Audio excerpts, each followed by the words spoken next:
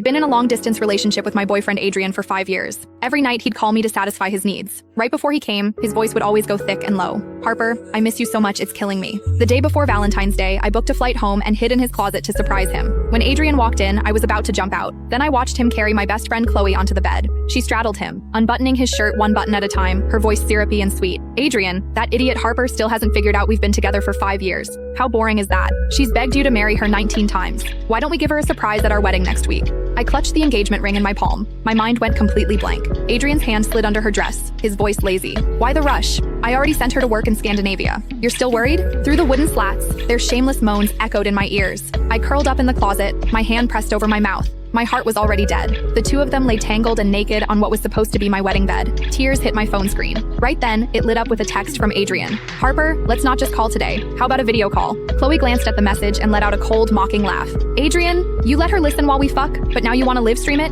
Adrian tugged her panties between his teeth, grinning. "Want to bet whether she picks up?" Before I could react, Adrian's video call came through. My hands trembling, I tapped the screen several times before finally hitting decline. One was a man who had once used his life to protect me in earthquake rubble. The other was a woman who had helped me when I faced school bullying. And now, they were having sex on my bed. The scene was too much. So much so that even after they'd gone through an entire box of condoms, I still couldn't move. Adrian lit a cigarette and slowly turned his gaze toward the closet. Our eyes met. My heart felt like it was being crushed in someone's fist. Adrian blew a smoke ring and smirked. "Harper, you into voyeurism now? How long are you planning to hide in there?" Chloe's face went pale, and she dove under the covers in fright. 3 seconds later, I stumbled out of the closet, my voice shaking uncontrollably. "I wanted to give you a surprise." Adrian sat up leisurely and blew smoke directly in my face. "Surprise? The text notification for your flight booking came to my phone ages ago. What surprise could there possibly be?" He reached under Chloe's dress and pulled out a wet bunny tail, tossing it at me. "Learn something. That's what a surprise looks like." I'd proposed to him 19 times, each time coming up with different creative ways, all to repay him for saving my life. But now, all my efforts had become a joke.